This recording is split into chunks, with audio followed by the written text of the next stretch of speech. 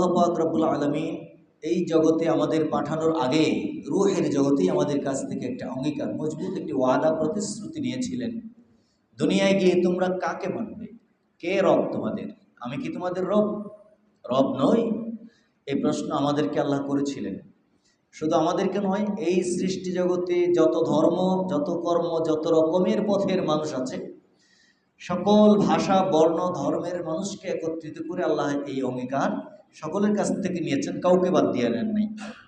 এবং সকলেই এক বাক্যে বলেছিল, আল্লাহ বলেছিলেন আলাস্তু বিরাব্বিকুম, সকলে বলেছিল ক্বালু বালা শাহিদিনা, আল্লাহ আমরা সাক্ষ্য দিচ্ছি অবশ্যই আপনি আমাদের রব। এই কথাটা বলে আমরা দুনিয়াতে এসেছি। সকল মানুষ এই কথার উপর, এই অঙ্গীকারের উপরে এসেছে। এটা হলো তাওহীদের অঙ্গীকার। আমাদের রব একজনই, তিনি কে? এই কথা আমরা বলে এসেছি, ওয়াদা করে এসেছি। আল্লাহ বলেই দিয়েছেন আন তাকুলু ইয়াউমাল কিয়ামাতি ইন্না কুন্না আন হাযা গাফিলিন। আমি তোমাদের কাছ থেকে অঙ্গীকার এই জন্য নিলাম যাতে কিয়ামতের ময়দানে আমার সামনে দাঁড়িয়ে বলতে না পারো যে আল্লাহ আমরা, তুমি যে আমাদের রব, এই কথা আমাদের জানা ছিল না, এ ব্যাপারে আমরা গাফিল ছিলাম, বুঝি নাই, এই জন্য একে তাকে বিভিন্ন জিনিসপত্রকে, গাছপালাকে অথবা মানুষকে রব মনে করে বসেছি, ভুল করেছি, মাফ করে দাও। এই অজুহাত যেন করতে না পারো, এই জন্য পৃথিবীতে কদম রাখার আগেই তোমাদের কাছ থেকে এই ওয়াদাটা নিলাম এবং জানিয়েও দিলাম আমি হলাম তোমাদের। অথবা এই কথাও যেন বলতে না পারো, আল্লাহ তাআলা সবই বলে দিয়েছেন। ইন্নামা আশরাকা আবাউনা মিন ক্বাবলু, আল্লাহ আমাদের পূর্বপুরুষেরা শিরিক করে করে দুনিয়াতে চলেছে। ওয়া কুন্না যুররিয়াতান, আমরা ছিলাম তাদের সন্তান। মিন বাদিহিম, তাদের পরে জন্মগ্রহণ করেছি, ওই পরিবেশের মধ্যে আমাদের জন্ম হয়েছে, চোখ মেলেছি, চোখ খুলেই দেখলাম শিরিক, মূর্তি, এই সেই। আমরা যাব কোথায়? আমাদের বাবা মায়ের আঙ্গুল ধরে শুরু থেকেই মূর্তির কাছে গিয়েছি, মন্দিরে গিয়েছি, মঠ, এই সেই বিভিন্ন গির্জায়, বিভিন্ন জায়গায় গিয়ে তাদের মতো করে আমরা গড়ে উঠেছি। আমরা তো আর কিছু বোঝার সুযোগ পাইনি। এটাও যেন বলতে না পারো, কারণ পিতৃপুরুষ, পূর্বপুরুষ কিংবা মুরব্বীর অনুসরণ চোখ বন্ধ করে করবে আর জাহিলিয়াতের পথে চলবে, সেটাকে অজুহাত হিসেবে দাঁড় করাবে, এটা ইসলামের দৃষ্টিতে গ্রহণযোগ্য নয়। আমি তো তোমাদের জানাইয়াই দিলাম যে আমিই তোমাদের রব, এরপরে অমুক্ত মুখের কথা আর চলবে না, কোনো পরিবেশ প্রতিবেশের অজুহাত চলবে না।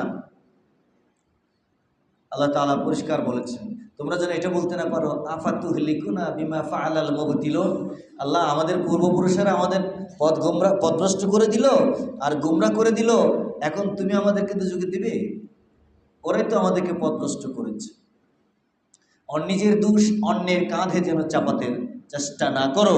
এই জন্য আমি আজকে তোমাদের কাছে বিষয়টা খোলাসা করলাম, পরিষ্কার করলাম, তোমাদের কাছ থেকেই এই কথার অঙ্গীকার নিলাম আমি হলাম তোমাদের। একটু মুখটা নাড়া দিয়ে বলেন তো, আমি হলাম তোমাদের রব। এই কথা বলতে চুপ থাকবেন না। এরপর দুনিয়াতে আমরা আসছি, অনেকে এসে চলে গেছে, আবার অনেকে অপেক্ষায় আছে, আসবে, কিন্তু সকলেই একই অঙ্গীকারের উপর, নারী হোক পুরুষ হোক, যে ধর্মের হবে হোক। এই জন্য বুখারী শরীফের একটা হাদিসে রাসূল পাক সাল্লাল্লাহু আলাইহি ওয়াসাল্লাম বলেছেন, কুল্লু মাউলুদিন ইউলাদু আলাল ফিতরা, প্রতিটি সন্তান, প্রতিটি শিশু ফিতরতের উপর জন্ম নেয়। ফিতরত মানে ওই যে ক্বালু বালা শাহিদিনা, আমরা যে আল্লাহকে রব মেনেছিলাম, ওয়াদা করেছিলাম, ওই ওয়াদার উপরেই সকলে জন্মগ্রহণ করে। হোক সে বৌদ্ধের সন্তান, হোক সে হিন্দুর সন্তান, হোক সে খ্রিস্টানের সন্তান, ইহুদির সন্তান, কিংবা বাঙালির সন্তান, মুসলমানের সন্তান, এতে কোনো পার্থক্য নাই। এখন দুনিয়াতে চলতে গিয়ে আমরা কাকে রব মানলাম, এটি হচ্ছে আমাদের বিবেচনার বিষয়।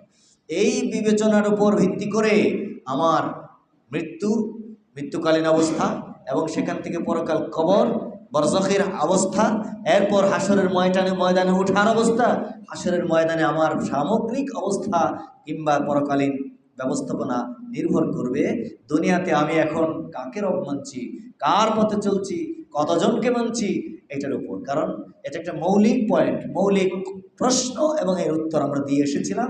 সেই উত্তর আমরা দুনিয়াতে ঠিকভাবে প্রতিপালন করছি কিনা, এটার উপর নির্ভর করবে আমরা আমাদের পরকাল। ঠিক কিনা বলেন?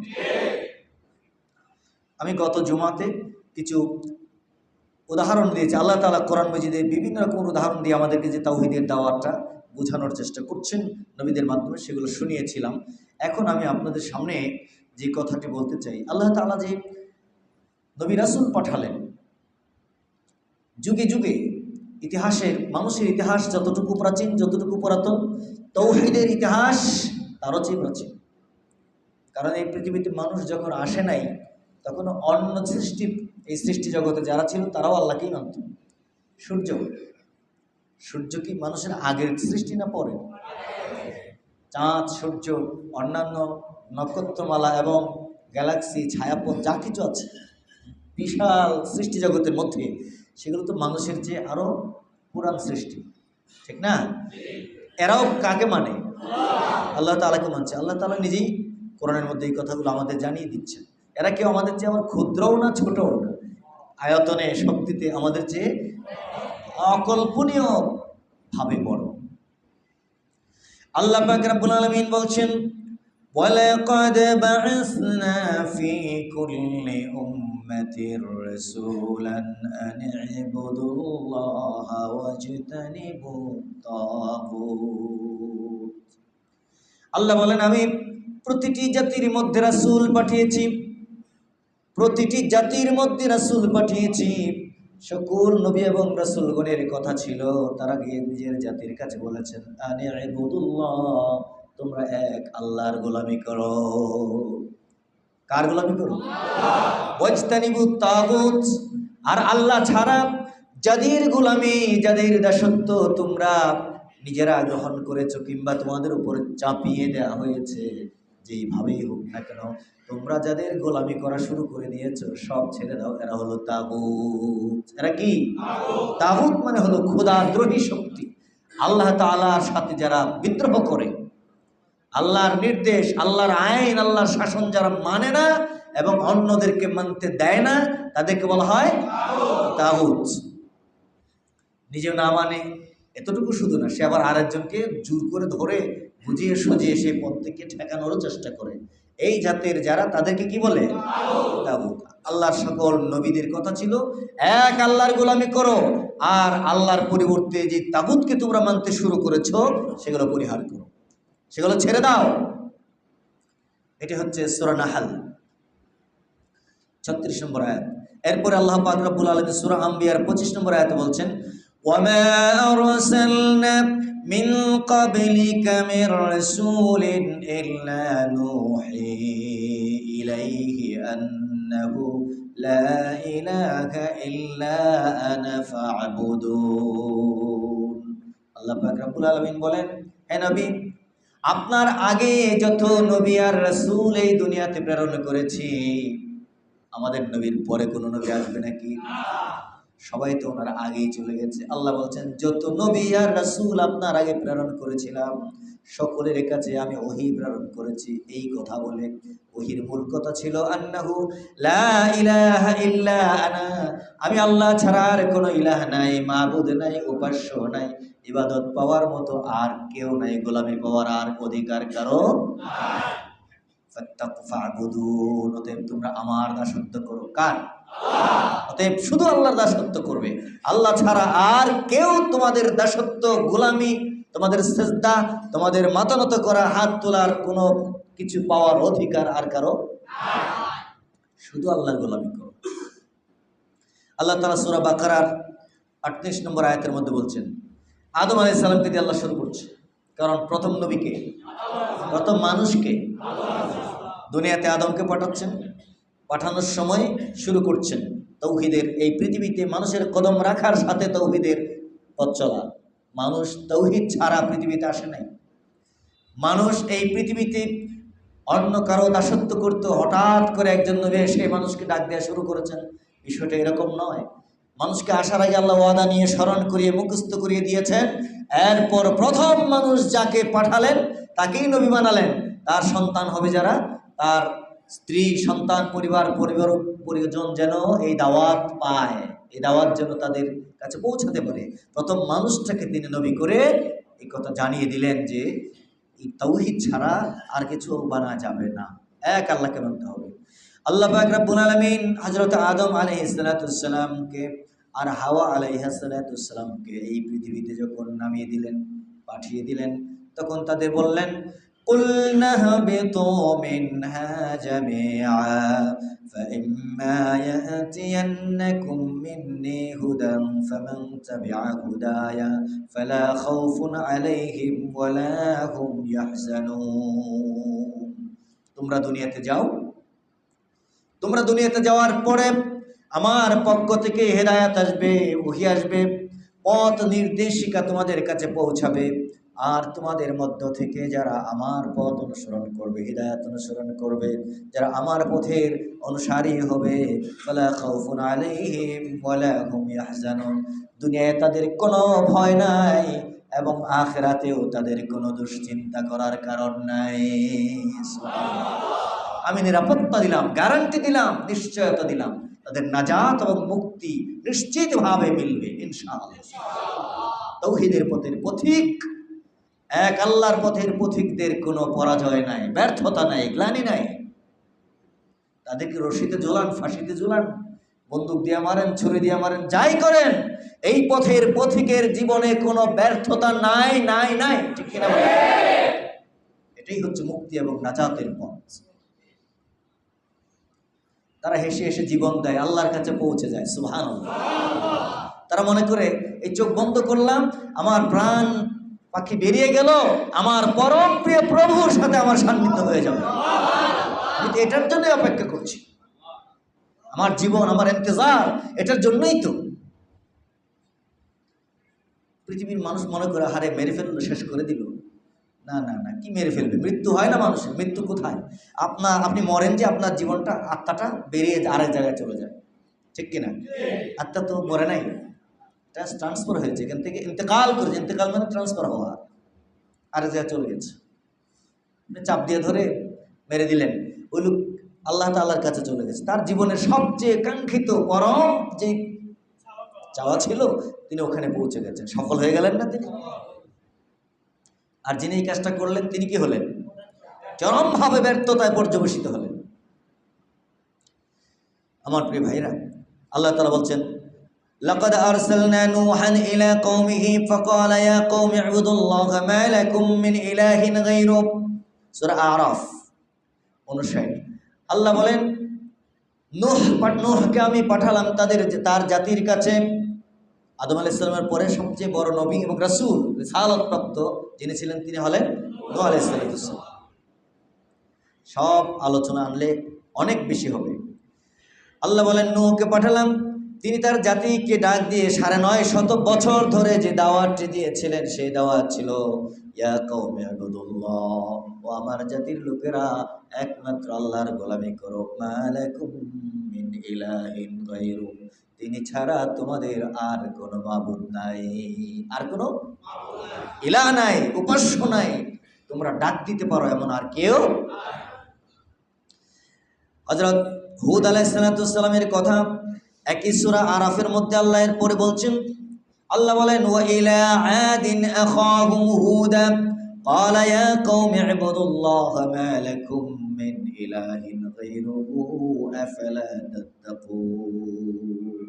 আমি হুদকে পাঠালাম তার জাতির কাছে, তিনি তার জাতিকে ডাক দিয়ে বললেন, আমার জাতির লোকেরা, মা লাকুম, নাই তোমাদের জন্য, মিন ইলাহিন গায়রু, আল্লাহ ছাড়া কোনো ইলাহ, আল্লাহ ছাড়া তোমাদের কোনো মাবুদ নাই, আফালা তাত্তাকুন, তোমরা কি আল্লাহকে ভয় করবে না? আল্লাহকে ভয় করবে না?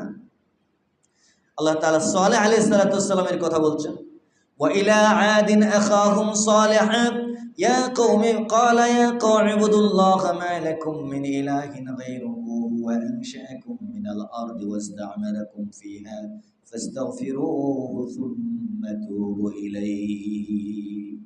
আল্লাহ পাক রব্বুল আলামিন বলেন, আমি আদ জাতি সামুদ জাতির কাছে সালেহকে পাঠালাম। সালেহ তার জাতি সামুদের কাছে গিয়ে দাওয়াত দিল আর বলল, তোমরা আল্লাহর গোলামি করো, তিনি ছাড়া তোমাদের আর কোনো মাবুদ নাই। তিনি তোমাদেরকে এই মাটি থেকে তৈরি করেছেন, তিনি তোমাদেরকে মাটি থেকে বানিয়েছেন, এই মাটির উপর তোমাদেরকে আবাদ করার জন্য ছেড়ে দিয়েছেন। এটি তোমাদের আল্লাহর পক্ষ থেকে তোমাদের উপর দয়া।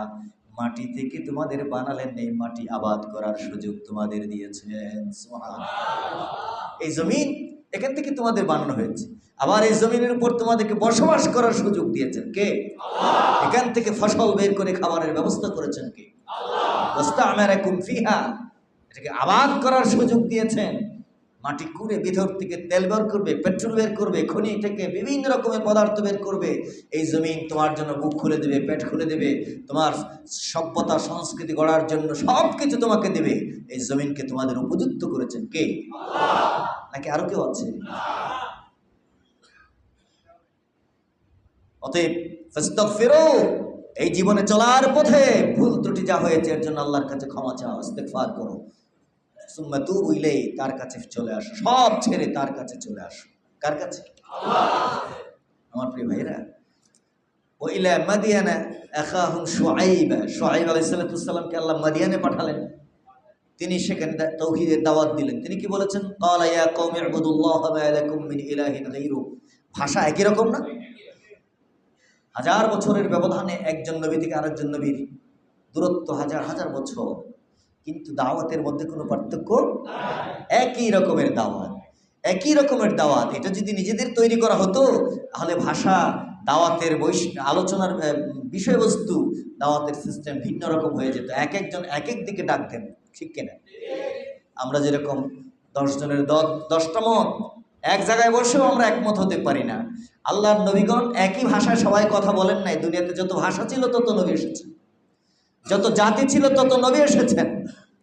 একজন যদি চীনে হয়, আরেকজন ইন্ডিয়াতে, আরেকজন সৌদি আরব, আরেকজন সেই মিশরে, বিভিন্ন জায়গায় এসেছেন। কারোর সাথে কারো দেখা হয় না, এমন নবী দুনিয়া থেকে চলে গেছেন, জানতেন না। কিন্তু একজনের দাওয়াতের সাথে আরেকজনের দাওয়াতের কোনো সাংঘর্ষিকতা, বেমিল নাই, গরমিল নাই। কারণ হলো সকলের দাওয়াত ছিল একজনের প্রতি। কে? তিনি পাঠিয়েছেন কে? এই জন্য বেশ কম হয়নি। শুআইব আলাইহিস সালাম, অর্থাৎ মূসা আলাইহিস সালামের শ্বশুর, মূসা আলাইহিস সালামের শ্বশুর, মূসা আলাইহিস সালাম যে দাওয়াত দিয়েছেন, শ্বশুরও একই দাওয়াত দিয়েছেন। দেখা তো হয়েছে পরে, দেখা হয়েছে পরে। মিশরে ফেরাউনের সাথে যুদ্ধ লাগার পরেই না তিনি সরে গেলেন। ওদিক থেকে চলে যাওয়ার পর তিনি যখন পালাচ্ছেন মিশর থেকে, যেতে যেতে আর কোনো দিশা না পায়, আর দৌড়াইতে দৌড়াইতে কোথায় গিয়ে পৌঁছলেন? মাদায়েন গেলেন। সেখানে গিয়ে বসে থাকলেন, ছাগলকে পানি খাওয়ালেন। একটার পর একটা কাহিনী হতে হতে এক বৃদ্ধের সাথে তার দেখা হলো। দেখা গেল সেই বৃদ্ধ প্রশ্ন করছে, কোথা থেকে এসেছো বাবা, কি সমস্যা তোমার, ইত্যাদি সব শোনার পর বৃদ্ধ তো বুঝতে পেরেছে যে এই ছেলে তো, এই যুবক তো সাধারণ কোনো যুবক নয়। হ্যাঁ, তারপরে তিনি তাকে নিজের ঘরে রেখে দিলেন। আল্লাহ তাআলা একজন নবীর সাথে আরেকজন নবীর মোলাকাত করালেন। সুবহানাল্লাহ। দুইজন দুই দেশের মানুষ। সম্মানিত ভাইরা আমার, হযরত ইউসুফ আলাইহিস সালাম, হযরত ইউসুফ আলাইহিস সালাম একটা শিশু, যে শিশুকে আমরা অত্যন্ত মায়া দয়ার চোখে দেখি, যার উপর জুলুম হয়েছে, অত্যাচার হয়েছে, একের পর এক জুলুম আর অত্যাচার সহ্য করে করে সবরের একটা মূর্ত প্রতীক শিশু অবস্থায়, ওখান থেকে পূর্ণবয়স্ক হওয়া পর্যন্ত যে সবর আর ধৈর্যের একটি জীবন্ত প্রতিচ্ছবি হিসেবে ইউসুফকে আমরা দেখতে পাই। সেই ইউসুফ আলাইহিস সালাম তিনিও তাওহীদের দাওয়াত দিয়েছেন। এবং নবীরা তাদের দাওয়াতি কাজ যেমন নিজের গ্রামে করেছেন, যেখানে গেছেন সেখানে করেছেন, এমনকি জেলখানার অন্ধকার কুঠুরিতে পর্যন্ত তাওহীদের দাওয়াত দিয়েছে। তাওহীদের যারা বাহক, তাওহীদের যারা ধারক, তাওহীদের যারা দাওয়াত দানকারী, তাদের এই মিশন বন্ধ হয় না। তাদের মিশন সব জায়গায় চলে, ঠিক কিনা বলে? সব জায়গায় চলে। আপনি জেলখানায় রাখবেন, যা দেখবেন জেলখানায় জামাতে নামাজ হচ্ছে। যেখানে রাখবেন সেখানে দেখবেন যে কোরআনের আলোচনা হচ্ছে, কোরআনের তাফসীর হচ্ছে। আপনি যদি ভালো করে বুঝতে পারেন যে জেলখানায় তো সব কোরআন পড়তেছে, তাহলে আপনি জেলখানায় দিবেনও না। চিন্তা করবেন জেল সবটাই তখন কোরআন হয়ে যাচ্ছে, আপনার মাথায় তখন আর এক শয়তান কাজ করবে। ইউসুফ আলাইহিস সালামকে ধরে অন্যায়ভাবে জেলে দিল, নাকি অপরাধ করেছিলেন? ইউসুফ আলাইহিস সালাম একজন নবী না, তিনি তো অপরাধ করেন না, একেবারে নিরপরাধ একজন নারীর হিংসা এবং তার হিংসা চরিতার্থ করতে না পারা, তার উপর মারাত্মক চক্রান্ত ষড়যন্ত্রের প্যাচে পড়ে নিরপরাধ ইউসুফ আলাইহিস সালামকে জেলখানায় যে পড়ে থাকতে হলো বছরের পর বছর। কোনো অপরাধ করেন, এক বিন্দু অপরাধ করেন নাই। তাকে যখন কিনতে পারে নাই, নিজের মতো করে হাতে পায় নাই, তখনই তাকে জেলে ফুরে দিল। ইউসুফ আলাইহিসসালাম জেলখানাকে আপন করে নিলেন, কিন্তু নিজের ঈমান চরিত্র বিক্রি করাকে তিনি পছন্দ করলেন না। কারণ তৌহিদের পথের যারা পথিক, তারা কখনোই একটা হাজিরুমাল আর কিছু হাদিয়া, কিছু টাকা পয়সা পাইলে ঈমান বিক্রি করে দিব। সকালে একরকম, বিকালে আরেক রকম, দুপুরে আরেক রকম, রাত্রে আবার আরেক রকম, রকম ফেরের কোনো শেষ নাই। এটা হচ্ছে কিনা বলেন? বিক্রি হচ্ছে, বাজারের গরুর মতো বিক্রি হচ্ছে। তৌহিদের সত্যিকারের ধারক যারা, তারা নিজেকে বিক্রি করে না, অন্যায়ের হাতে নিজেকে তুলে দেয় না, অপরাধের ফাঁদে পা দেয় না। ইউসুফ আলাইহিসসালাম তিনি বুঝতে পারলেন তাকে অপরাধের জন্য, অন্যায়ের জন্য, আল্লাহ পাক রব্বুল আলামিনের নির্দেশের বাহিরে নিয়ে যাওয়ার জন্য চক্রান্ত ষড়যন্ত্রের সমস্ত কার্যক্রম সম্পূর্ণ হয়েছে। এটা যখন তিনি অস্বীকার করলেন, তাকে জেলের ভয় দেখানো হলো। তিনি বললেন, ক্বালা রাব্বিস সিজনু আহাব্বু ইলাইয়া মিম্মা ইয়াদউনানি ইলাইহি। আল্লাহ তাআলা, আমার রব, আমাকে তারা যে অপরাধের দিকে ডাকছে, যে ফাঁদে পা দেওয়ার জন্য আহ্বান করছে, তার চেয়ে তোমার জেলের অন্ধকার কুঠুরি আমার কাছে প্রিয়। আমি জেলে যেতে চাই, জেলে যেতে রাজি আছি, কিন্তু অন্যায়ে পা রাখতে রাজি না,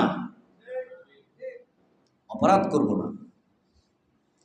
وإلا تصرف عني كيدهن أصب إليهن وأكن من الجاهلين। আল্লাহ, যদি তুমি আমাকে দয়া করে তাদের চক্রান্তের হাত থেকে হেফাজত না করো, আমার তো বাঁচার মতো কোনো শক্তি নাই। কার কাছে আশ্রয় চাইলেন? আল্লাহর কাছে আশ্রয় চাইলেন, কারণ তিনি তো আল্লাহর দাওয়াতই দিবেন, আল্লাহ তাআলার পক্ষে কাজ করবেন। আল্লাহ পাক বলেন, ফাস্তাজাবা লাহু রাব্বুহু ফাসরাফা আনহু কাইদাহুন্না। আল্লাহ পাক রব্বুল আলামিন সাথে সাথে ডাক দেওয়ার সাথে সাথে জবাব দিলেন, সমস্ত চক্রান্তের জাল ছিন্ন করে ইউসুফকে হেফাজত করার ব্যবস্থা করলেন। ইউসুফ আলাইহিস সালাম ওই চক্রান্ত থেকে বেঁচে গেলেন। এরপর তাকে জেলখানায় দিয়ে দিল। তিনি জেলখানায় গেলেন, সেখানে কিভাবে দাওয়াত দিয়েছেন দেখেন। জেলখানায় গেলে দুঃখ, যন্ত্রণা, কষ্ট সবকিছু নিয়ে চুপ করে কোনায় কানায় বসে থাকার কথা, কিন্তু ওখানে যে সমস্ত গোলাম, যে সমস্ত অসহায়, নিপীড়িত, নির্যাতিত, বঞ্চিত মানুষ জেলখানায় পড়ে আছে, তিনি তাদেরকেই তার দাওয়াতের টার্গেট করলেন। তিনি চিন্তা করলেন, এরাও তো আল্লাহর বান্দা, এরা আল্লাহর সৃষ্টি, আল্লাহর একত্ববাদের দাওয়াত এবং এই দাওয়াতি কাজ এখানে করতে হবে। যতদিন আমি এখানে থাকবো এই কাজ চালিয়ে যাব, এখানে চলবে কাজ। আমরা সবাই তৌহিদের পতাকা বহন করি, ঠিক কিনা বলে? শিরিকের পতাকা বহন করেন একজন আছেন? তাহলে আপনার মুখ দিয়ে যেখানে থাকবেন তাওহীদের কথা বের হবে, আপনার আচরণে তাওহীদের আচরণ প্রকাশ পাবে, মুআমালাত, লেনদেন, সব কিছুর মধ্যে আপনি যে এক আল্লাহকে মানেন এর প্রমাণ পেশ করতে হবে, ঠিক কিনা বলেন? এটা হচ্ছে তাওহীদের সন্তানদের চরিত্র বৈশিষ্ট্য। দেখেন, জেলখানায় তিনি গেলেন, সেখানে আরো কে কে গেল। ওয়াদাখালা মাআহু সিজনা ফাতায়ান। জেলখানার ভিতর আগে থেকে অনেকে ছিল, সাথে দুইজন যুবক তার সাথে জেলের মধ্যে প্রবেশ করলো। তারা দুইজন স্বপ্ন দেখলো, ঘুমের মধ্যে স্বপ্ন দেখলো। ইউসুফ আলাইহিসসালাম জেলখানার মধ্যে তার যে চরিত্র, ব্যক্তিত্ব, তার যে আকর্ষণীয় ব্যক্তিত্ব, সব দেখে কয়েদিরা, জেলখানার বন্দীরা পর্যন্ত তাকে সম্মান করতে শুরু করে দিয়েছিল। তারা বুঝতে পারলো আমরা স্বপ্ন দেখেছি, এই স্বপ্নের একটা অর্থ ব্যাখ্যা দরকার। জেলখানার মধ্যে তো এমন মানুষ খুঁজে পাওয়া মুশকিল, তবে একজন মানুষকে দেখা যাচ্ছে এমন, জেলের ভিতরে তিনি আছেন ঠিকই, কিন্তু এই জায়গায় থাকার মতো মানুষ উনি নন। ওনাকে জোর করে ঢুকিয়ে দেওয়া হয়েছে, উনি এখানে এরকম নির্যাতিত হওয়ার মানুষ নয়। তাকে দেখেই মনে হয় আমরা তার কাছে যাই, তাকে বলে দেখি, তিনি আমাদেরকে স্বপ্নের ব্যাখ্যা করে দিতে পারবেন। এই আস্থা জেলের কয়েদিদের মনের মধ্যে সৃষ্টি হয়েছে এমনিতে, তার ব্যক্তিত্ব, চরিত্র, তার পবিত্রতা। তারা ছুটে এলো। একজন বলল, ক্বালা আহাদুহুমা ইন্নী আরানি আ'সিরু খামরা ওয়া ক্বালা আল-আখার ইন্নী আরানি আহমিলু ফাওকা রা'সি খুবজান তা'কুলু আত-তায়রু মিনহু নাব্বি'না বিতাওয়িলিহি ইন্না নারাকা মিনাল মুহসিনিন। তারা এসে বলল, একজন বলল, আমি এই স্বপ্নে দেখেছি আমি মদ বানাচ্ছি, ফলের জুস দিয়ে মদ তৈরি করছি। আরেকজন বলল, আমি স্বপ্ন দেখেছি মাথায় করে রুটি নিয়ে যাচ্ছি, আর পাখিরা আমার মাথা থেকে রুটিগুলো খেয়ে ফেলছে, ঠুকর মেরে মেরে রুটি খেয়ে ফেলছে। আপনার কাছে এলাম, আপনি আমাদের এই স্বপ্নের ব্যাখ্যা বলে দিন। আমরা দেখতে পাচ্ছি জেলখানার ভেতরে থাকলেও আপনি জেলখানার থাকার মানুষ নন, আপনাকে অত্যন্ত পুত পবিত্র চরিত্রের অধিকারী হিসেবে দেখেছি। বলেন সুবহানাল্লাহ। ওরা মুসলমান ছিল না, তারপরেও তারা সাক্ষী দিয়ে দিল ইউসুফ আলাইহিস সালামের চরিত্র এবং তার ব্যক্তিত্ব। ইন্না নারাকা মিনাল মুহসিনিন। আমার প্রিয় ভাইরা, এবার দেখেন ইউসুফ আলাইহিস সালাম কি ভূমিকাটা নিচ্ছেন। তিনি তো চাইলে স্বপ্নের ব্যাখ্যাটা বলে দিতে পারতেন, ঠিক আছে, তুমি কি দেখছো এটার অর্থ এই, তুমি কি দেখেছো এটার অর্থ এই, বলে দিতে পারতেন, এবং তিনি বলেও দেবেন। কিন্তু বলে দেওয়ার আগে এই পরিবেশে যারা এখন ওনার কথা শোনার জন্য এসেছে, ওনার কথা শোনার জন্য আসছে না, স্বপ্নের ব্যাখ্যা বলবেন উনি, ওদের কাছে তো এটা গুরুত্বপূর্ণ, ওরা এসেছে আগ্রহ করে। তিনি চিন্তা করলেন এদের এই আগ্রহ এবং মনোযোগকে কাজে লাগায় আগে আমি আমার রবের দাওয়াতটা দিয়ে ফেলি, তারপরে তাদের ব্যাখ্যা আমি দিয়ে দেব।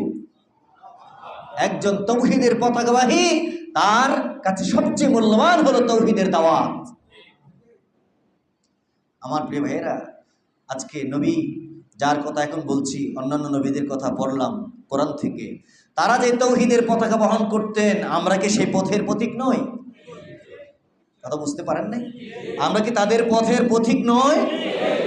তাদের অবস্থা আর আমাদের অবস্থা কি একই রকম? আমাদের এই মুখ থেকে একবার যদি বের হয় তাওহীদের কথা, 7 বার বের হয় অন্যরকম কথা। আমাদের কথার মিল নাই, আমাদের চরিত্রে আর আচরণের সাথে আমাদের কথার মিল নাই। আমরা প্রমাণ দিতে পারি না যে আমি তাওহীদের অনুসারী, এই কথা সর্বত্র প্রমাণ পেশ করা আমাদের জন্য অনেক কঠিন। আমার জীবনে সুদের গড়াগড়ি, ঘুষের ছড়াছড়ি, অশ্লীলতা বেহায়াপনায় ভরা, সেখানে তো একত্ববাদ, আল্লাহ তাআলার আইন কানুন নির্দেশ যে আমি মানছি, এর কোনো প্রমাণই নেই। আমি মুখ দিয়ে বললে লোকেরা মানবে? আমার কথা বুঝতে পারেন নাই? এমনি ওয়াজ করলে তো খুব ভালো লাগবে। এখন যদি একটু আমি আমার জীবনের সাথে মিলাই, আপনার জীবনের সাথে মিলাই, তাহলে কষ্ট পাবেন, তাই কি? কষ্ট পাবেন? আমরা কি নবীদের পথের অনুসারী নই? তাদের জীবন 100 ভাগ আমরা ফলো করতে পারবো না, কিন্তু আমরা তো ওই পথেই চলবো। আমাদের জীবনটা সেরকম হওয়া উচিত, কি বলেন, ঠিক কিনা? ইউসুফ আলাইহিস সালামকে বন্দিশালার লোকেরা যদি এই সাক্ষী দিতে পারে, আর তিনি যদি সর্বপ্রথম যে কাজটা করলেন, তার মনের ভিতরে লুকিয়ে থাকা পরম প্রিয় প্রভু আল্লাহ তাআলার একত্ববাদের দাওয়াত, তিনি এটাকেই সর্বপ্রথম পেশ করলেন। খাবারের কথা, বাড়িঘরের কথা, নাম কি, কোনো কথায় গেলেন না। তিনি কি করলেন দেখেন। তাহলে আমরা কি আমাদের মনের ভেতর এই তাওহীদের কালিমা প্রচার করার আগ্রহ থাকা উচিত কিনা বলেন? কিন্তু মুসলমানদের ভিতরে এগুলো আছে? কে কয় দফার প্রচার করবে? দফা নিয়ে ব্যস্ত, দফা নিয়ে ব্যস্ত, ঠিক কিনা বলেন? আমার নেতা, তোমার নেতা, অমুক নেতা, তমুক নেতা, ফসল নেতা, গলা নেতা, দুনিয়ার সব নেতা ফেতা, ওদের কথা, ওদের দফা, এগুলো নিয়ে ব্যস্ত। আল্লাহ নবীদের আদর্শ নিয়ে আমাদের কোনো টেনশন নাই, চিন্তা নাই, ঠিক কিনা বলেন? ওই কথা বলার সময়ই হয় না, শোনারও সময় নাই। এমনকি শুনলে মেজাজ পর্যন্ত খারাপ হয়ে যায়। এই কথা যারা বলে তাদের গলা চিপে ধরি আমরা।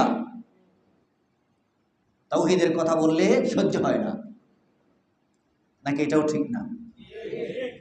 তাওহীদের কথা বলেই এ পর্যন্ত এই পথে অসংখ্য অগণিত লক্ষ মানুষ জীবন দিয়েছে, রক্ত দিয়েছে, শুধু তাওহীদের কথা বলে। ইতিহাস পড়ে দেখেন।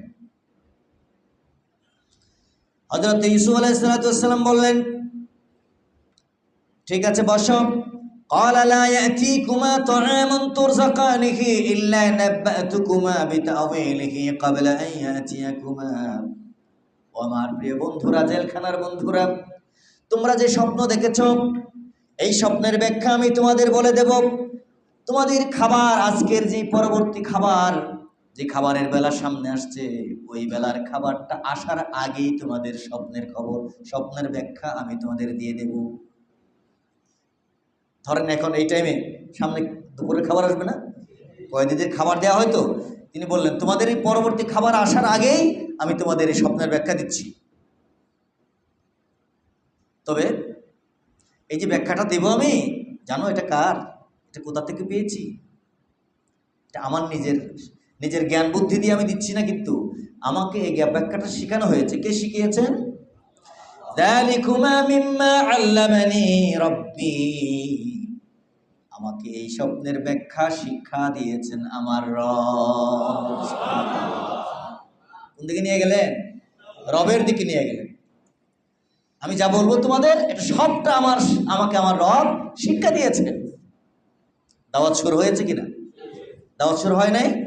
ওরা তো এখন আশ্চর্য কথা শুনবে, ঠিকই বলে। আমরা শুনতে চাইলাম ওনার কাছ থেকে, উনি বলছেন রবের কথা। যালিকুমা মিম্মা আল্লামানি রাব্বি ইন্নী তারাকতু মিল্লাতা কওমিন লা ইউমিনুনা বিল্লাহি ওয়া হুম বিল আখিরাতি হুম কাফিরুন। দেখো, এমন এক জাতিকে ফেলে আমি এই জেলখানার বন্দী দশায় আজ বন্দী হয়ে পড়ে আছি, যারা আল্লাহ পাক রব্বুল আলামিনকে বিশ্বাস করে না এবং আখিরাতকেও ভালো করে বিশ্বাস করে না, এমন জাতি আমার জাতি। তাদেরকে রেখে আমি এখানে এসেছি। অর্থাৎ আমি যেই রবের কাছ থেকে স্বপ্নের ব্যাখ্যা শিখলাম, আমার জাতি, যারা আমাকে জেলখানায় ভরে দিল, তারা কিন্তু ওই রবকে মানছে না এবং পরকাল মানে না, বিশ্বাস করে না। এরপর واتبعت ملة آبائي إبراهيم وإسحاق ويعقوب, এরপর আমি আমার জাতির পথ ছেড়ে দিয়েছি, কারণ সেটা শিরকের পথ, সেটা অনুসরণ করা যায় না। অনুসরণ করেছি কার পথ? অনুসরণ করেছি আমার পূর্বপুরুষ, আমার পিতা ইব্রাহিম, আমার পিতামহ ইসহাক, আমার পিতা ইয়াকুব। তারা যেই পথে চলেছিলেন আমি সেই পথের অনুসারী। সুবহানাল্লাহ। ইব্রাহিম আলাইহিস সালাম এমন এক ব্যক্তি যাকে সবাই চিনত, সবাই, ইহুদিরা স্বীকার করে, খ্রিস্টানরা স্বীকার করে, আর মিশরের, আরবে, সব জায়গায় ইব্রাহিম আলাইহিস সালাম পরিচিত। ইউসুফ যে তাদের মাত্র কয়েক পুরুষ নিচের একজন গুরুত্বপূর্ণ ব্যক্তি, এতদিন তিনি এই কথা কাউকে বলেন নাই। তাকে কুয়ায় ফেলে দেওয়ার পর থেকে তুলে লুকারে নিয়ে মালের মতো বিক্রি করে দিল বাজারে তুলে। সেখান থেকে রাজ পরিবারে গেলে গোলামের মতো হয়ে গেলেন। সেখানে যা যা ঘটলো, কতগুলো বছর গেল, এরপরে জেলখানায় আসলেন, এত জায়গা গেল, কোথাও তিনি কিন্তু বলেন নাই তোমরা জানো আমি কে। বলেছেন কোথাও? নিজের পরিচয় দেন নাই। এখন তিনি বলছেন আমি কাদের পথ অনুসরণ করি শোনো, আমি তো ওই ব্যক্তির পথ অনুসরণ করছি, আল্লাহ যাকে মিল্লাত আবিকুম ইব্রাহিম, মানব জাতির পিতা বানিয়েছেন এবং ইমাম বানিয়েছেন, তিনি হলেন ইমাম। ইব্রাহিম, ইসহাক, ইয়াকুব, আমি তাদের পথের অনুসারী। আমার জাতির লোকেরা সেই পথ অনুসরণ করে না। মা কানা লানা আন নুশরিকা বিল্লাহি মিন শাইইন, আমাদের কোনো ভাবে এই অধিকার নাই যে আমরা আল্লাহ পাক রব্বুল আলামিনের সাথে আর কাউকে শরীক বানাবো, অংশীদার করব, আল্লাহর সাথে কাউকে মিলিয়ে দেব, এমন অধিকার আমাদের নাই। আমার প্রিয় বন্ধু, জেলখানার বন্ধুরা শোনো, তোমরা তো জানো জেলের বাহিরে যারা আছে তারা কত মানুষকে পূজা করছে, কতজনকে ইবাদত করছে, দাসত্ব করছে, আল্লাহর সাথে শরীক করছে। আমাদের কোনো অধিকার নাই আল্লাহর সাথে কাউকে মিলায়া অংশীদার স্থাপন করার, শিরিক করার কোনো অধিকার আমাদের নাই। আমরা তো শিরিক করছি বাহিরে, এই শিরিক করার অধিকার আমাদের নাই। যালিকা মিন ফাদলিল্লাহি আলাইনা ওয়া আলান নাস, আমার জেলখানার কয়েদি বন্ধুরা শোনো, আল্লাহ পাক রব্বুল আলামিন যে আমাদেরকে শুধুমাত্র তার গোলাম বানিয়েছেন। কার? আল্লাহ নিজের গোলাম বানিয়েছেন, আর কারো গোলামি করার জন্য আমাদের বানান নাই। এটি হলো আমাদের এবং সমগ্র মানুষের উপর আল্লাহর দয়া। এটা আল্লাহর কি দয়া? গাছের গোলাম, পাতার গোলাম, পোকামাকড়ের গোলাম, পশু পক্ষীদের গোলাম, মানুষের গোলাম, চাঁদ সূর্যের গোলাম, গ্রহ নক্ষত্রের গোলাম, কয়জনের গোলামি করবো আমি? আল্লাহ আমাকে এত কিছুর গোলাম না বানায়া, সকল কিছুর তিনি হচ্ছেন মাবুদ, শুধু তার গোলামি করতে বলেছেন, আর কারণ নয়। আমি হলাম রাজকীয় সৃষ্টি, অতএব এটি আল্লাহর পক্ষ থেকে আমার উপর, আমাদের উপর আল্লাহর কি দয়া, করুণা। আল্লাহ আমাদের মর্যাদা বাড়িয়েছেন, আমার যে ক্ষুদ্র ক্ষুদ্র জিনিসগুলোর গোলাম আমাকে বানান। এত কথা বলছেন তিনি, কাদের সাথে? কয়েদি ভাইদের সাথে, ঠিক না? কার দাওয়াত দিচ্ছেন? বিস্তারিত দাওয়াত দিচ্ছেন তিনি, বিস্তারিত দাওয়াত দিয়ে দিচ্ছেন, আল্লাহ পাক রব্বুল আলামিনের ব্যাপারে জানিয়ে দিচ্ছেন। ওয়ালাকিন্না আকসারান নাসি লা ইয়াশকুরুন, কিন্তু মানুষ তো শুকর আদায় করে না। মানুষ যায় ওই তুলসী গাছের নিচে, মানুষ যায় গরুর কাছে গরুকে পূজা করতে। গরু আল্লাহ বানাইছে, এটাকে লাঙল দিয়া কাজে লাগাও, এটা দিয়ে মই দেওয়ার কাজ করো, এটা থেকে দুধ খাও, এরপরে জবাই করে গোশত খাও, চামড়া দিয়ে জুতা বানাও, ব্যাগ বানাও, হাড্ডি দিয়ে আরেক অন্য কিছু বানাও, সব তারপরে কম্বলের পশম বানাও, সব করার জন্য তোমাকে গরু দিছে। আর লোকেরা গরুকে বলে এটা আমার আসল, এটার পূজা করবো, এটা আমার রব। তাহলে তার মর্যাদা বেড়েছে না কমেছে? কমেছে। ইউসুফ আলাইহিস সালাম বুঝাই দিলেন যে লোকেরা কিন্তু উল্টা পথে হেঁটে গেল। শুকরিয়া আদায় করা দরকার ছিল আল্লাহ, সেখানে না যাইয়া শুকরিয়া আদায় না করে তারা অন্যান্য ক্ষুদ্র ক্ষুদ্র জিনিসের কাছে গিয়ে মাথা ঠুকর দিতে শুরু করেছে। এবার তিনি বলছেন, ইয়া সাহিবাইস সিজনি আরবাবুম মুতাফাররিকুনা খায়রুন আমিল্লাহুল ওয়াহিদুল কাহ্হার।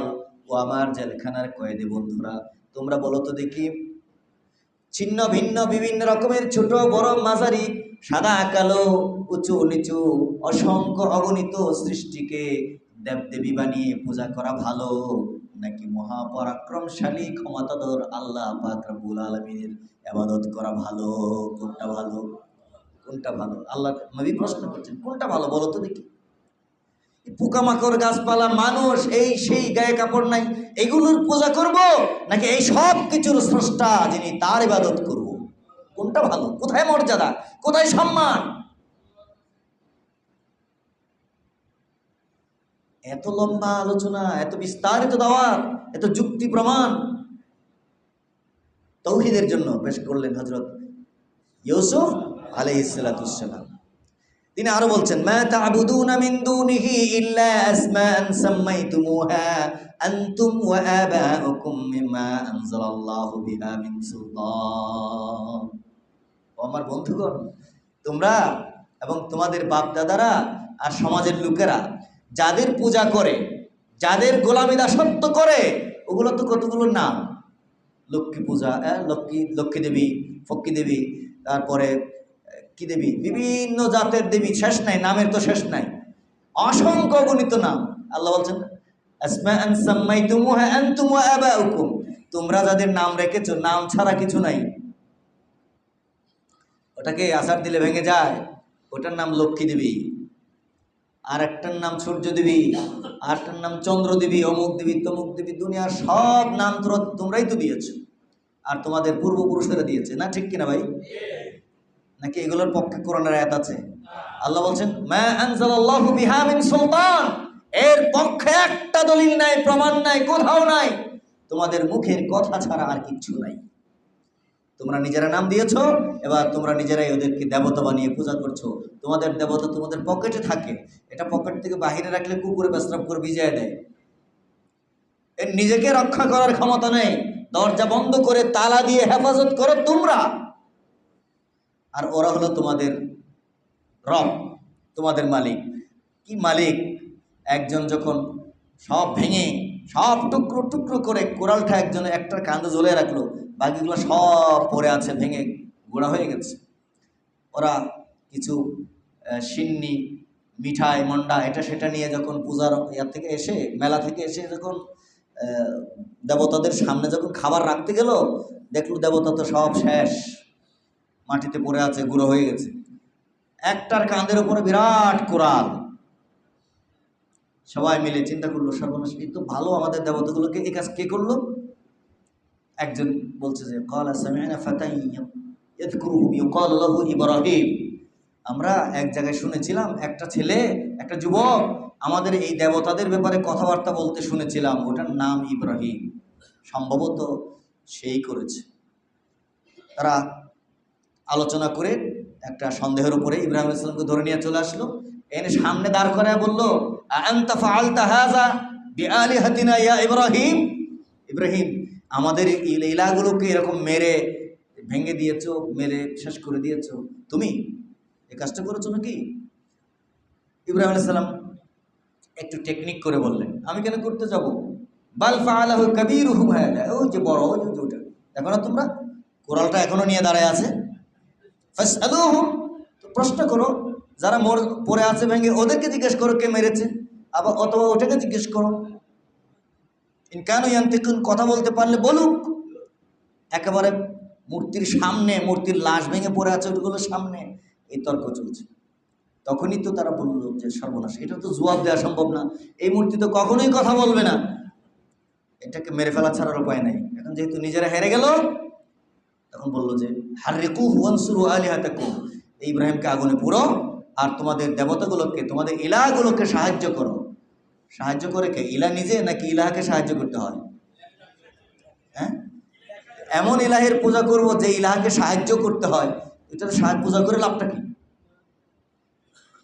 যে মাবুদকে সাহায্য করতে হবে সেই মাবুদকে পূজা করে কি লাভ? মানুষের যদি বুদ্ধি থাকতো তাহলে ওরাই তো বলছে ওয়ানসুরু আলিহাতাকুম, তোমাদের এতগুলো দেবতা, এতগুলো মাবুদ, সবগুলোকে মেরে শেষ করে দিল, এদেরকে সাহায্য করো। এটা বোকামি না? বলেন। কিন্তু বোকামি কে করেছে? স্বয়ং বাদশাহ এবং দেশের গণ্যমান্য সব লোকজন এখানে ছিল। ইব্রাহিম আলাইহিস সালামকে আগুনে ফেলে দিল, রক্ষা করলেন কে? যিনি রক্ষা করার ক্ষমতা রাখেন তিনিই তো মাবুদ, ঠিক কিনা বলেন? আগুন জ্বালিয়েছে, ওই আগুনের কাছে যাওয়ার তাদের ক্ষমতা নাই। বহু দূর থেকে মিনজানিক দিয়ে ইব্রাহিমকে ওই আগুনে ফেলে দিয়ে বহু দূরে, অনেক দূরে উঁচু জায়গায় বসে দেখার জন্য কেমনে পুরে মরে দেখতে বসেছে। আর দেখতে পেল কি?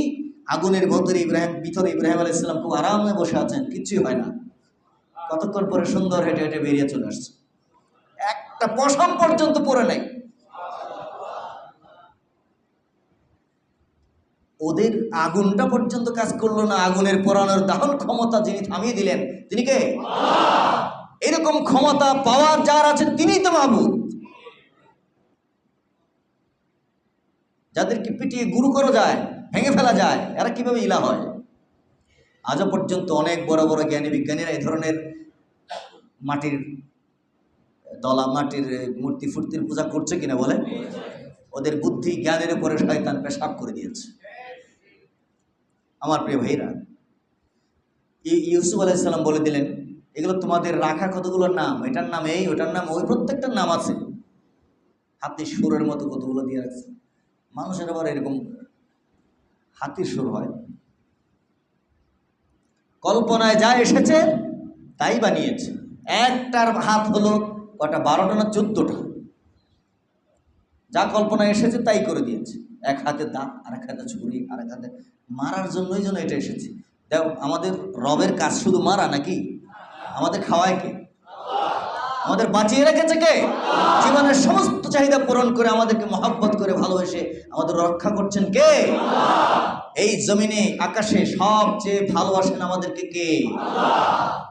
আর দেবতার ব্যাপারে যদি এই ধারণা হয়, পিছন দিক দিয়ে গুতো মারে, ছুরি দিয়ে মেরে ফেলবে, কোরাল দিয়ে কূপ দেবে, তীর দিয়ে বর্ষা দিয়ে, বল্লম দিয়া, কত জাতের হাতিয়ার নিয়ে আমার দেবতা দাঁড়িয়ে আছে। দেবতা শুধু মারার জন্য?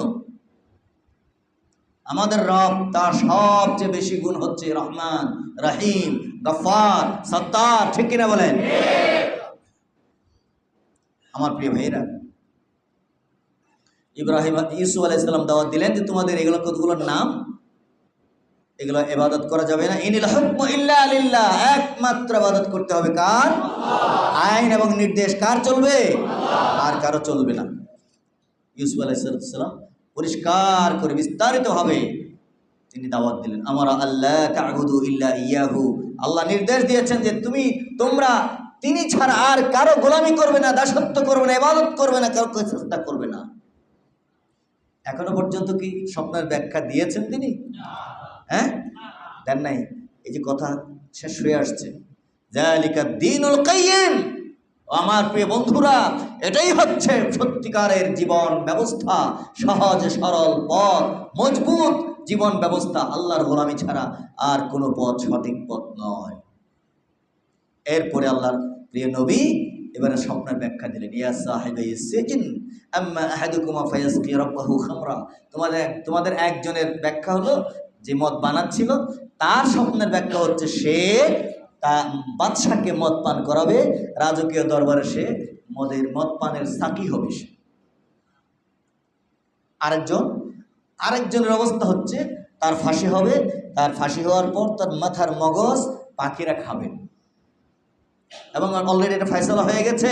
এই ফয়সালা কুদিয়াল আমরুল্লাযী ফীহি তাস্তাফতিয়ান, তোমরা আমাকে যে বিষয়ে প্রশ্ন করেছো এটি অলরেডি সিদ্ধান্ত হয়েই গেছে, এটা হবে। দুইজন নিজেদের জীবনের চূড়ান্ত ফয়সালা জানিয়ে ফেলল। আমার প্রাণপ্রিয় মুসলিমবৃন্দ, আমি যে জিনিসটা আপনাদেরকে বলতে চেয়েছিলাম, একজন নবী জেলখানার ভিতরে তৌহিদকে কত সুন্দর করে বিস্তারিতভাবে যুক্তিগ্রাহ্য পথে উপস্থাপন করেছে। নবীদের দাওয়াত ছিল তৌহিদের দাওয়াত। আমার প্রিয় ভাইয়েরা, এই তৌহিদ আমরা মানছি, শুধু তাই না, আমি শুরুতেই বলেছিলাম সকল সৃষ্টি তৌহিদকে মানে। মনে আছে তো আপনাদের? এই যে সকল সৃষ্টি মানে, তার একটা নমুনা দেখেন কিরকম। ওয়ালিল্লাহি ইয়াসজুদু মান ফিস সামাওয়াতি ওয়াল আরদি তাওআন ওয়া কারহা ওয়া যিলালুহুম বিল গুদুওয়ি ওয়াল আসাল। আল্লাহ পাক রব্বুল আলামিন বলছেন, ও আমার বান্দারা, আমি আল্লাহর জন্য সিজদায় পতিত হয় যা কিছু আকাশে আছে, যা কিছু জমিনে আছে, ইচ্ছায় কিংবা বাধ্যগতভাবে যেভাবেই হোক না কেন, সকলেই আমি আল্লাহ পাক রব্বুল আলামিনের সামনে সিজদায় মাথা নত করে দেয়। সুবহানাল্লাহ। শুধু তারা নয়, ওয়াজিলালুহুম, তাদের ছায়াগুলো পর্যন্ত সিজদা করে আমার সামনে, বিল গুদুওয়ি ওয়াল আসাল, সকালে আর সন্ধ্যায়। গাছের সামনে দাঁড়ায় দেখো, সকালবেলায় গাছের ছায়া থাকে একদিকে লম্বা, আস্তে আস্তে সেটি গুটিয়ে আসে, বিকাল হলে সে ছায়া আর একদিকে চলে যায়। তোমরা মনে করো সূর্যের কারণেই শুধু এটা হয়? আল্লাহ বলেন না না না, এই গাছের ছায়া আমি আল্লাহ পাকের সামনে সকাল সন্ধ্যায় সিজদায় লুটিয়ে পড়ে। এটা হলো তার সিজদা। আল্লাহ পাক রব্বুল আলামিন বলেন, ওয়ান নাজমু ওয়াশ শাজারু ইয়াসজুদান, নক্ষত্র এবং গাছপালা সব কিছু আল্লাহ পাকের সামনে সিজদা করে। যত গাছ আছে সব সিজদা করে, পাহাড়ের যত গাছ, বন জঙ্গলের যত গাছ, সব গাছ আল্লাহ পাক রব্বুল আলামিনকে সিজদা করে। কাকে করে? আল্লাহ তাআলা বলছেন। ফেরেশতারাও আল্লাহকে সিজদা করেছে। আল্লাহ জিজ্ঞেস করছেন, আলাম তারা আন্নাল্লাহু ইয়াসজুদু লাহু মান ফিস সামাওয়াতি ওয়া মান ফিল আরদি ওয়াশ শামসু ওয়াল কামারু ওয়ান নুজুমু ওয়াল জিবালু ওয়াশ শাজারু ওয়াদ দাওয়াবু ওয়া কাসীরুম মিনান নাস। তোমরা কি দেখো না আল্লাহকে সিজদা করছে আকাশের সব, জমিনের সব, সূর্য, চাঁদ, নক্ষত্রমালা, পাহাড় সমূহ, গাছপালা, অন্যান্য পশু পক্ষী যা কিছু আছে, আর তোমাদের মতো মানুষের ভিতরেও অনেক মানুষ আল্লাহর সামনে সিজদা করে। অন্যদের কথা আল্লাহ ডাইরেক্ট বলে দিয়েছেন, কিন্তু মানুষের ব্যাপারে আল্লাহ বলছেন অনেক মানুষও করে। তার মানে আরো অনেক মানুষ, বুঝেন না? অনেক মানুষ করে আর কিছু মানুষ অনেকে করে না। ব্যাপারটা এরকম তো, কথার মধ্যেই আল্লাহ বলে দিলেন এটা। আকাশ জমিনে সবাই করছে, চাঁদ সূর্য করছে, গ্রহ নক্ষত্র করছে, পশুরা করছে, গাছেরা করছে, এগুলো ডাইরেক্ট বলে দিলেন। আর অনেক মানুষও করছে, তার মানে মানুষের মধ্যে আবার অনেকে করে না। যে মানুষকে আমি স্বাধীন ক্ষমতা দেওয়ার কারণে অনেকে বেশি স্বাধীন হয়ে গেছে। আমাকে সিজদা না করে, সিজদা করে ঠিকই, অনেক অন্য জায়গায় যায় করে না, আছেন এরকম? আল্লাহকে করে না। আল্লাহ আর জায়গায় বলছেন, আলাম তারা ইলা মা খালাকাল্লাহু মিন শাইইন ইয়াতাফায়্যাউ যিলালুহু আনিল ইয়ামিনি ওয়াশ শামাইলি সুজদান লিল্লাহি ওয়া হুম দাখিরুন। তোমরা কি খেয়াল করো না যে আল্লাহ তাআলার সৃষ্টি, এই সৃষ্টির মধ্যে এরা নিজেরা তো সিজদা করেই, তাদের ছায়াগুলো একবার ডানে আর একবার বামে কেন যায়? এটা শুধু ডান বাম মনে করো না তোমরা, এটা মূলত আল্লাহ পাক রব্বুল আলামিনের সামনে ভীত সন্ত্রস্ত হয়ে তারা আল্লাহকে সিজদা করে। সুবহানাল্লাহ। আমার প্রিয় ভাইয়েরা, এই তাওহীদ সমগ্র সৃষ্টি জাহানের জীবন বিধান, সমগ্র সৃষ্টি জাহানের ধর্মই হচ্ছে তাওহীদ। তাদের জীবনের মূল কথাই হলো তাওহীদ। এবং এই মূল কথাটা বলার জন্য আল্লাহ তাআলা নবী রাসূল পাঠিয়েছেন, স্বয়ং আল্লাহও সাক্ষী দিয়েছেন, শাহিদাল্লাহু আন্নাহু লা ইলাহা ইল্লাহু। আমি গত জুমার আগের জুমায় আয়াত আপনাদের পড়ে শুনিয়ে ব্যাখ্যা করেছিলাম, এই জন্য আমি আবার এটা পড়ছি না, শুধু মনে করে দিচ্ছি। আল্লাহ নিজেও এই তাওহীদের সাক্ষ্য দিয়েছেন, ফেরেশতারা সাক্ষ্য দিয়েছেন, জ্ঞানীরা সাক্ষ্য দিয়েছেন। একই আয়াতের মধ্যে দুইবার আল্লাহ বলছেন লা ইলাহা ইল্লাহু, লা ইলাহা ইল্লাহু, আল্লাহ ছাড়া কোনো মাবুদ নাই, আল্লাহ ছাড়া কোনো মাবুদ নাই। ও মুসলমানেরা, ইসলাম গ্রহণ করার পর, এক আল্লাহকে নিজেদের মাবুদ বলে কালেমা পড়ার পর কিভাবে মুসলমান নারী পুরুষ অন্যের সামনে মাথা নত করে, হাত তুলে দোয়া করে অথবা সেজদায় অবনত হয়, এটা কি কোনো মুসলমানের জন্য কখনো জায়েজ হতে পারে? এটা কি হারাম না হালাল? আবার বলেন। আজ যে সমস্ত মাজারে গিয়ে কচ্ছপকে খাবার দেওয়া হয়, গাছের ডালে সুতা পেঁচানো হয়, অথবা গজর মাছকে খাবার খাওয়ানো হয়, এটা সেটা হাজার রকমের কাণ্ড কীর্তন করা হয়। কি জন্য? বিয়ে হবে তাড়াতাড়ি, বাচ্চা হবে, ছেলে হবে, চাকরি হবে, বেতন বাড়বে, প্রমোশন হবে, ব্যবসায় লাভ হবে, এই আশায় করে কিনা লোকেরা? না করলে তো ওই মাজারের ভণ্ডদের খাবার জুটতো না। ওখানকার মাজার ব্যবসা খুলে যারা বসে আছে তাদের ব্যবসা বন্ধ হয়ে যেত। তাদের ব্যবসা চালাচ্ছে কারা? আমার আপনার মতো সাধারণ তথাকথিত মুসলমানেরা। ঠিক কিনা বলেন? যেই টাকাগুলো মসজিদে দেওয়ার কথা, এতিমখানায় দেওয়ার কথা, মাদ্রাসায় দেওয়ার কথা, গরিব মানুষকে দান করার কথা, সেগুলো যে আপনি দিচ্ছেন কোথায়? খাচ্ছে কারা? গাজাটি, জুয়ারি, বেনামাজি, এদের পিছনে আছে সন্ত্রাস, এদের পিছনে আছে মাদকতা, এদের পিছনে আছে সমাজ বিরোধী কার্যক্রম। আপনি ওখানে টাকা দিচ্ছেন, আপনার মতো হাজার লক্ষ মানুষ সেখানে টাকা দিয়ে দিচ্ছে। কোথায় তাওহীদ? আমি মা বোনদের কাছে অনুরোধ করব, আল্লাহ পাক ভাইদের কাছে অনুরোধ করব, আল্লাহ পাক রব্বুল আলামিনের সামনে হাত তুলে মনের আবেগ দিয়ে বলতে থাকুন। 1 বছর বলেছেন, 2 বছর বলেছেন, 3 বছর বলেছেন, 10 বছর বলেছেন, এটা মনে করার কোনো কারণ নাই। দোয়া কবুল হচ্ছে না, এবার মাজারে যাই, হুজুরের কাছে যাই, হুজুর দেবে। আল্লাহর কসম, যখনই আপনার মাথায় এটা ঢুকবে আপনি শিরিক করেছেন। ঠিক কিনা বলেন? আমরা তাওহীদের অনুসারী, তাওহীদ ছাড়া আমরা আর কোথাও যাব না। আমি এই জীবনে যদি না পাই, আল্লাহ আমাকে যদি মহব্বত করে বল, এটাই চিন্তা করেন যে আমি বান্দা, আমার বান্দি, তোকে আমি কষ্ট দিয়ে এই পৃথিবীতে কষ্টই দেব, কিন্তু চোখ দুটি বন্ধ করার সাথে সাথে তোর জন্য জান্নাতের দরজা খুলে দেব আমি। তুই এইভাবে থাক, দুনিয়াতে কষ্ট কর। আল্লাহ যদি চান আমি কষ্ট করব, আমি কষ্ট করতে রাজি। ঠিক কিনা বলেন? আমার আল্লাহকে খুশি করানোর জন্য যা দরকার তাই করব আমি, কিন্তু আল্লাহকে নারাজ করে জীবনের সুখ শান্তি খুঁজতে যাব না। কারণ আল্লাহ নারাজ হলে নিঃসন্দেহে সুখ আসবে না। কিছু টাকা হইতে পারে, কয়টা গাড়ি হইতে পারে, 2টা বিল্ডিং হইতে পারে, এটার নাম সুখ নয়। ওই বিল্ডিং এর ভিতরে শুয়ে দেখবেন ঘুম নাই, শান্তি নাই, অশান্তিতে ভরা। এটা কি আছে নাকি সমাজে? না নাই। অতএব শান্তি, সুখ সবকিছু আল্লাহই দিতে পারেন। আসুন আমরা তাওহীদকে বুঝি, অনুধাবন করি এবং সেটা মানার চেষ্টা করি। বলেন আমিন। আগামী জুমায় তাওহীদের প্রকার, কারণ, প্রকারসমূহ নিয়ে কথা বলবো ইনশাআল্লাহ।